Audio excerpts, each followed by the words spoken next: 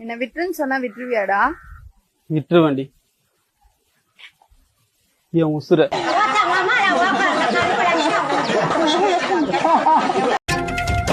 பட்டு விரல் நகத்திலையும் விசேஷம் இருக்கா? கைப்பட்ட தண்ணி இனுக்குதடி பாயாசம் கணக்கா? நீ உச்சி குளிர பேசுறது சாப்பாட்டு ருசிக்க. ஒன்ன முழுசாக முத்தமிட வேணும், உன்ன முழம் போட்டு அள்ளிக்கொள்ள வேணும். என் குல வாழையே இலை போடவா ஏன் இன்னும் தாமதம்? படிடா, ஒழுங்கா படிடா, நீ படிச்சு பெரிய ஆளாகணும்டா.